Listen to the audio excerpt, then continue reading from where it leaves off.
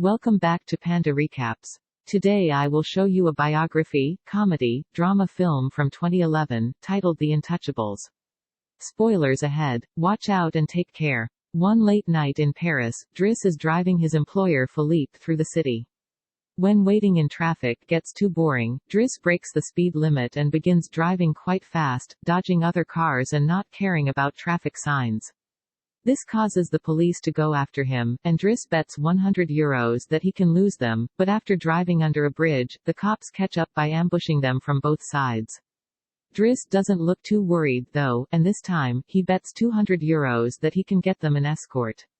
The cops make him leave the car and he starts acting then, behaving offendedly and telling them Philippe can't move and he was taking him to the hospital. The officers find proof of this when they find the wheelchair in the truck and, when approaching Philippe, they see him convulsing, which is also an act. Seeing as it's an emergency, the cops forgive Driss for breaking the speed limit and offer themselves as escorts on his way to the hospital. To celebrate winning the bet, Driss plays September by Earth, Wind and Fire, and when they arrive at their destination, he shares a smoke with Philippe as soon as the cops are gone.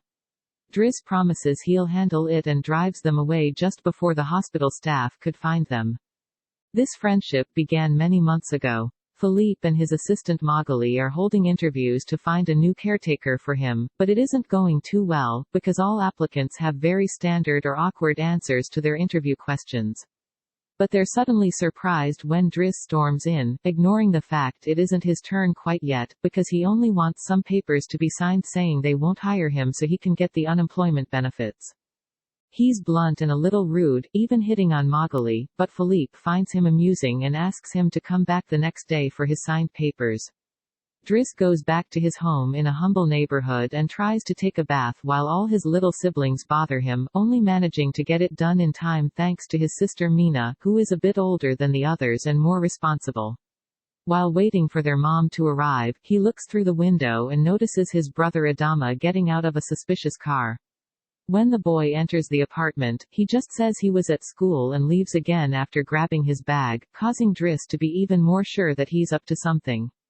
In the evening, his mom arrives, and he gifts him a Fabergé egg he stole and tells her he's been away on vacation when she asks. She isn't happy to see him though, because he disappeared for 6 months and never called, and now he's shown up out of nowhere as if her home was a hotel. As she's absolutely done with all his lies and she has other children she has to take care of, she kicks him out and tells him not to come back. Driss spends the night having a smoke and some snacks with some neighborhood friends. The next day, Driss goes back to Philippe's house for his papers, and he's received by the housekeeper, Yvonne, who shows him around the place and tells him about Philippe's daily routine. She also shows him the room he would get for himself with his very own bathroom. Driss can't help staring at the bathtub before he's dragged to see Philippe, who offers the signed sheet of paper but also a job opportunity. Driss accepts the 1-month trial, and Philippe tells him he bets he won't last 2 weeks. After bringing his things to his room, Driss is taught how to take care of Philippe. He must learn how to keep his legs stimulated, how to put him in the wheelchair, how to help him shower and change his clothes. But no matter how much he complains and says he won't do those chores, he ends up accepting them as part of his job. Later in the evening, while he's enjoying a snack on the roof, he's interrupted by Philippe's daughter Elisa and her boyfriend Bastien, who are looking for a private place to make out, and he kicks them both out after refusing to share his beer. Driss quickly gets used to the daily routine with Philippe, even if at first he does make some mistakes he learns from, like handing the phone to Philippe instead of putting it on his ear or forgetting the baby monitor while having a bath. He also learns to organize his mail in different folders, most of the letters he opens for Philippe, but there's a series of private ones he isn't allowed to look at. When he finds a flyer promoting female escorts, he decides to start a file just for those instead of throwing them in the trash as Philippe says. It's not all work in this new life though. Driss still makes sure to have a good time, he keeps trying to hit on Magali to no avail, and sometimes calls escorts to join him in bed. One morning, after Yvonne comes to his room to scold him for being late, she finds some dangerous weapons in his bag, but she doesn't comment on them yet. Driss' work today is to drive Philippe around, but he refuses to put him in the back of a van as if he was cargo, so instead, he takes him on one of the fancy cars that don't see much use. Philippe, who first thinks this isn't suitable and says they should be pragmatic, is soon getting excited at the idea of a faster, less boring ride, although Yvonne still disapproves. When they try to leave the building, there's a neighbor parked at their entrance, ignoring the sign on the door that says it's forbidden. Driss wastes no time and goes after the guy, grabbing him by the front of his shirt and threatening him until he moves the car.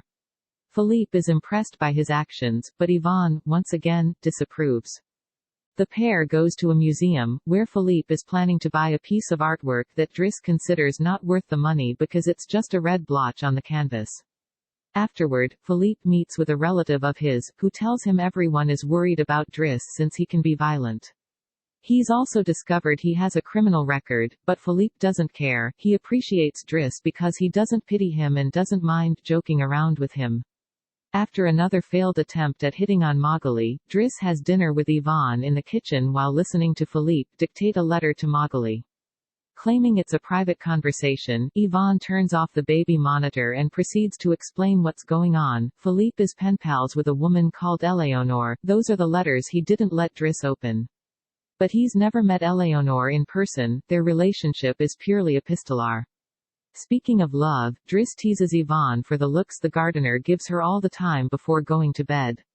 He's trying to sleep when he hears some weird sounds coming from the baby monitor. Philippe is having trouble breathing.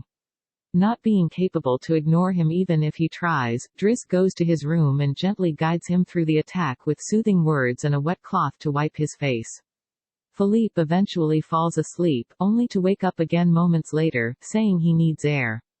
This time Driss doesn't hesitate. He puts Philippe on the wheelchair, covers him with blankets, and takes him out for a stroll by the river. This is the first time Philippe has seen Paris at night in a long time, and now he's more relaxed. He explains to Driss that the medicine can only do so much and he sometimes experiences phantom pain. When they see some girls walking by, Philippe also confesses he isn't capable of pleasuring a woman because of his situation, but he still can enjoy some satisfaction when he gets his ears massaged because they are sensitive zones. When the phantom pain threatens to appear again, Driss shares one of his joints with Philippe, who is skeptical at first but ends up loving it. Afterward, they go to a restaurant, where they joke around while sharing a meal, and Philippe decides to share more of his story.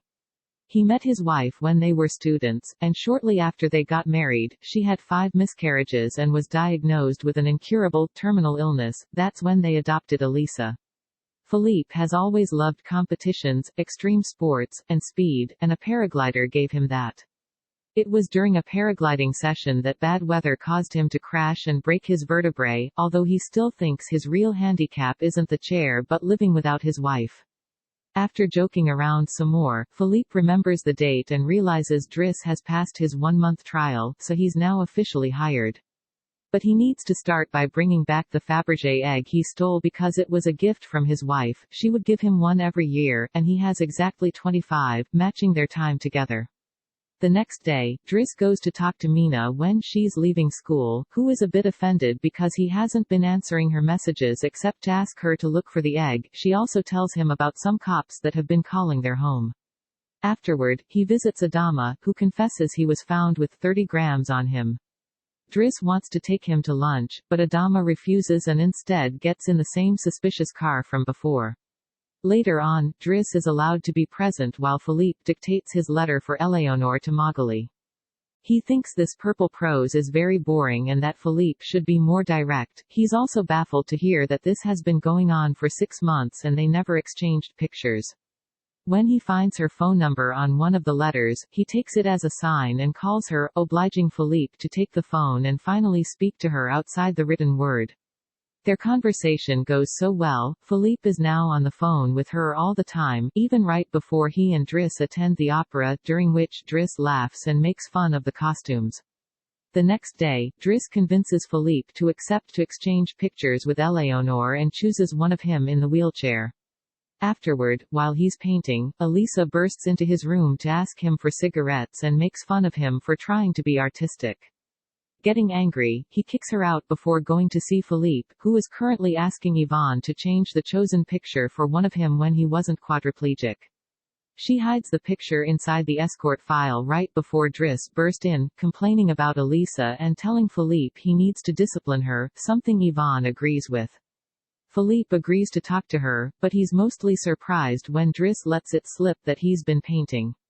Days continue to pass, and the friendship between Philippe and Driss continues to grow.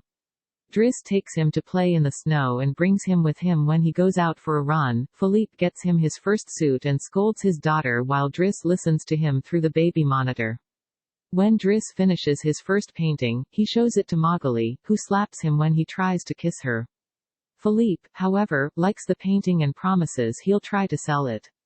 The two of them have a great time with each other, enjoying things like getting a faster car, sharing joints, and even hiring escorts together.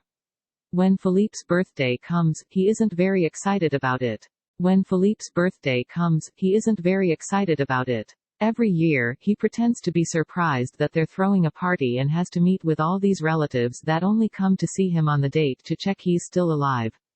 Philippe says it'll all be rather boring. While he and the guests enjoy some live classical music, Driss searches for Elisa, who is crying in her room after having taken some of Yvonne's pills, which won't kill her as she expected. The reason why she's sad is that Bastien broke up with her and called her a tart, so she asks Driss to talk to the boy, which he accepts to do for a price. Meanwhile, Philippe is showing Driss painting to his relative and manages to convince him to buy it for €11,000. Driss goes back to the dining room and chats with Yvonne, who tells him Magali is in a relationship with someone named Fred, but things are rather rocky at the moment, giving Driss hope. As the party begins to die down, Philippe makes Driss listen to some of the most important songs in classical music history, but he can only joke in response. After the band is done, he brings his iPod and plays Boogie Wonderland by Earth, Wind and Fire, before he starts dancing right in the middle of the floor. He's an incredible dancer and even convinces the rest of the party to join him and dance with him, which Philippe enjoys watching. Later, when putting Philippe to bed, Driss opens Eleanor's latest letter to him. She sent her picture, showing she's rather pretty, and is telling him they should meet next week when she visits Paris. When the day of the date comes, Yvonne and Driss put Philippe through dozens of outfits until they find the perfect one. And since it's Yvonne the one that will take Philippe to the date, Driss uses his day off to visit Bastien and threatens him until the boy accepts to apologize to Eliza and to bring her croissants every day. He also asks him to fix his hair. When the phantom pain threatens to appear again, Driss shares one of his joints with Philippe, who is skeptical at first but ends up loving it. Afterward, they go to a restaurant, where they joke around while sharing a meal, and Philippe decides to share more of his story. He met his wife when they were students, and shortly after they got married, she had 5 miscarriages and was diagnosed with an incurable, terminal illness. That's when they adopted Elisa. Philippe has always loved competitions, extreme sports, and speed, and a paraglider gave him that. It was during a paragliding session that bad weather caused him to crash and break his vertebrae, although he still thinks his real handicap isn't the chair but living without his wife. After joking around some more, Philippe remembers the date and realizes Driss has passed his 1-month trial, so he's now officially hired. But he needs to start by bringing back the Fabergé egg he stole because it was a gift from his wife. She would give him one every year, and he has exactly 25, matching their time together. The next day, Driss goes to talk to Mina when she's leaving school, who is a bit offended because he hasn't been answering her messages except to ask her to look for the egg. She also tells him about some cops that have been calling their home. Afterward, he visits Adama, who confesses he was found with 30 grams on him. Driss wants to take him to lunch, but Adama refuses and instead gets in the same suspicious car from before. Later on, Driss is allowed to be present while Philippe dictates his letter for Eleanor to Magali.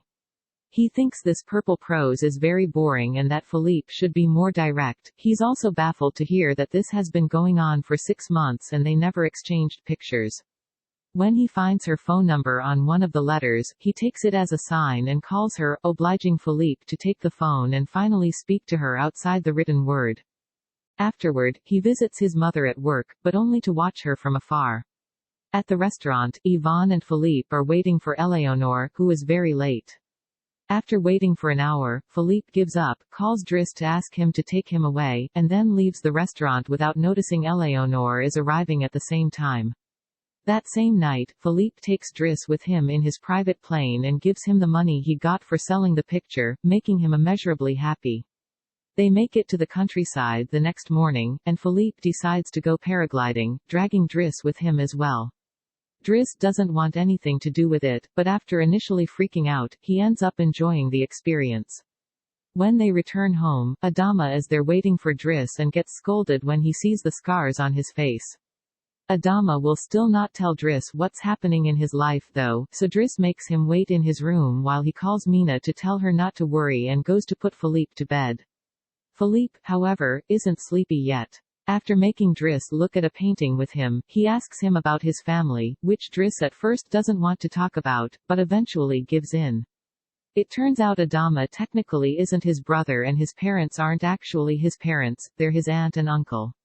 They fetched him from Senegal when he was 8 because they couldn't have kids, and his real name is Bakary Bassari, but because other kids had that name, they called him Idris, and that became Driss. One day, his aunt miraculously was able to conceive, and after his uncle died, there were other men and more kids as well. In the same way Driss had talked to him about Elisa, Philippe points out that Adama needs discipline, so he fires Driss so he can be there with his family because he can't spend his whole life taking care of an old man. The next morning, after Bastien has brought his daily croissant while wearing a better hairdo, Driss packs his bags and gets ready to go. Magali comes to say her goodbyes, and when Driss tries to hit on her one last time, Magali introduces him to his significant other Fred, which is short for Frederic. Turns out Magali isn't interested in men, and Driss gives up on the spot. On his way out of the house, he gives the baby monitor back to Yvonne and teases her for having lied to him about Magali just to mess with him. In return, she gives him the escort file he had started, and he's disappointed to find the picture he had chosen is hidden there. Driss throws away the file, but he keeps the photo for himself. Once outside, he finds a car once again blocking the entrance, so he asks him to move away even if he doesn't work there anymore. When Adama calls him out for it, Driss says as a matter of principle. A few hours later, the two brothers go pick up their mother at the station while back at the house, Philippe is having his first dinner together with his new caretaker, who is stuffy and boring, and Philippe decides to leave him without even having a bite. Since Yvonne is out on a date with the gardener, nobody is there to scold him for it. As days pass, Driss goes back to his old life. He hangs out with his old friends again and tells the guys from the suspicious car not to bother Adama anymore. When he goes to an interview he doesn't have enough experience for, he manages to win over the employer by calling himself pragmatic and using all the art knowledge he acquired while working for Philippe. This lands him a job as a driver. Philippe continues to dislike his new caretaker and is in a constant bad mood. One night, he refuses anyone in the house to help him with his phantom pain, so Yvonne calls Driss and asks him to come over. That's how they find themselves in the situation from the beginning, with the cops chasing after them first and escorting them to the hospital later. After that little adventure, Driss drives Philippe to the coast, and the sight of the sea helps Philippe calm down.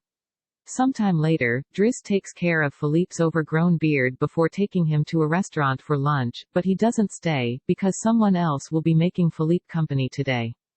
Driss wishes him luck and finally gives him back his egg before leaving, and Philippe starts worrying about being alone until he sees who his date is, Eleonore, who is delighted to see him and doesn't mind the chair at all. The real Count Philippe Pozo di Borgo now lives in Morocco, he has remarried and has 2 daughters. The real Driss, actually called Abdel Yasmin Selou, has his own firm and is also married with 3 children.